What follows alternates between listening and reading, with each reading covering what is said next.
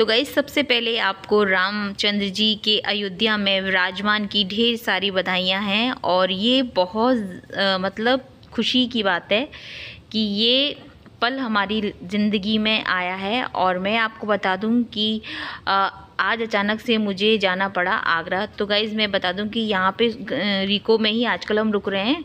तो सारा जो काम होने के बाद में खाना पीना सब हो गया था, उसके बाद में मैं निकल गई आगरा के लिए। आगरा में क्यों गई थी तो गाइज़ बता दूं, सुबह मॉर्निंग में भैया का फ़ोन आ गया था। तो मम्मी की तो तबीयत ख़राब चल रही थी। तो आपको मैंने बताया था कि मम्मी का बुखार नहीं जा रहा था और उनको ठंड बहुत लगती थी। तो फिर डॉक्टर ने बोला था कि इन्हें 2-3 दिन के लिए आप एडमिट कर दो। तो फिर भैया ने मम्मी को एडमिट कर दिया था।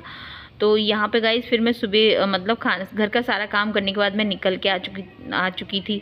और ये तो मैंने मम्मी के साथ बैठ ली थी। मैं लगभग मम्मी के पास 3 बजे मैं पहुँची थी।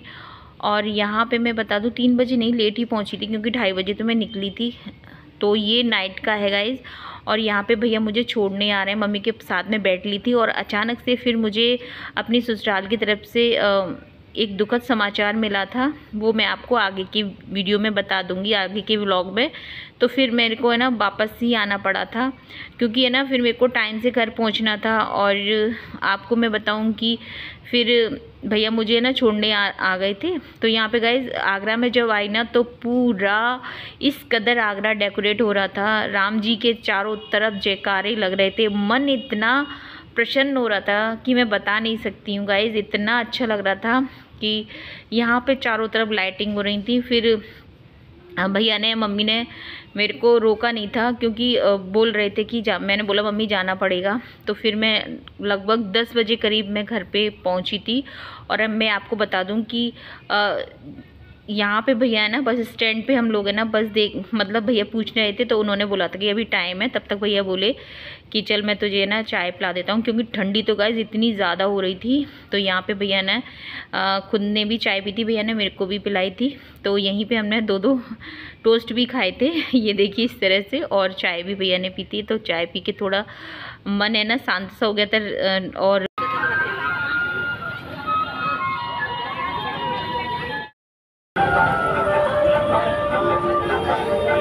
के बाद गाइस बस आ गई थी और भैया ने मुझे बस में बिठा दिया था। और बस ने फिर मेरे को है ना धौलपुर उतार दिया था, 10:30 बजे करीब उतार दिया था। फिर मैं लब के पापा आ गए थे बस स्टैंड पे ही। और गाइस मैं बता दूं कि खुशी तो हो ही रही थी लेकिन दुख भी था क्योंकि हमारे जो ससुराल की फैमिली में दुखद जो समाचार सुन लिया था ना, तो फिर दुख तो था ही। अब ये घर आ गई थी, ये मॉर्निंग का ही समय है गाइस।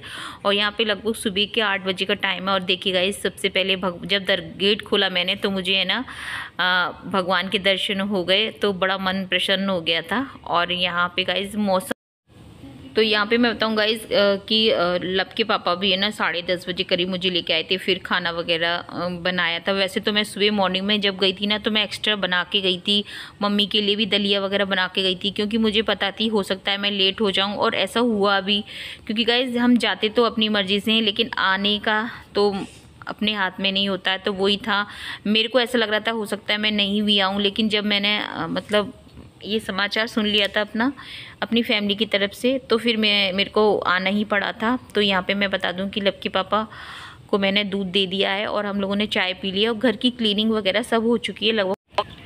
तो यहाँ पे गाइस सुबह की मॉर्निंग की जो भी क्लीनिंग थी वो कर दी है। तो यहाँ पे मेरा झाड़ू पोछा सब हो चुका है। और मैं ना बस नहाने ही मुझे जाना है। किचन में भी मैंने पूरा क्लीन कर दिया है। और आलू बॉईल करने मैंने बॉईल हो चुके हैं। तो बस यही रहेगा, बस खुशी है, भगवान के आने का ही इंतज़ार हो रहा है कि भगवान आएंगे और इतने सालों का जो इंतज़ार था वो पूरा हो जाएगा। तो यहाँ पे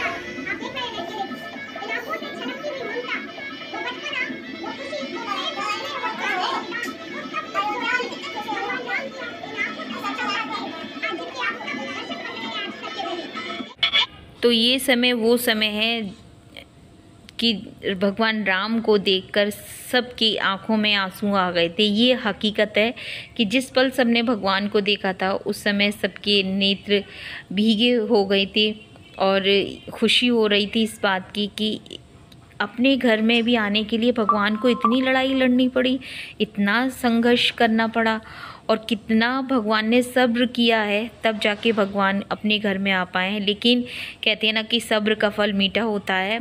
आज पूरे देश ने, पूरे विश्व ने उनको बाहें फैला के उनको स्वीकार किया है अपने घर में। तो राम आ चुके हैं अपने घर में। तो बताइए दोस्तों, कैसे हो आप सब लोग? शंभुनाथ की कृपा से सब ठीक ठाक होगा और आगे भी होगा। तो अच्छा सोचेंगे तो अच्छा ही होगा, बाकी तो सब शंभुनाथ के हाथ में। तो आज राम जी का सपना पूरा हो गया है और आज राम जी अपने घर में स्थान पर बैठे हुए हैं, प्रवेश कर लिया है। बोलना भी नहीं आ रहा, शब्द नहीं। तो गाइज वॉइस ओवर अगर कहीं कमी हो तो प्लीज़ माफ़ कर देना। जय हिंद साथियों, जय श्री राम।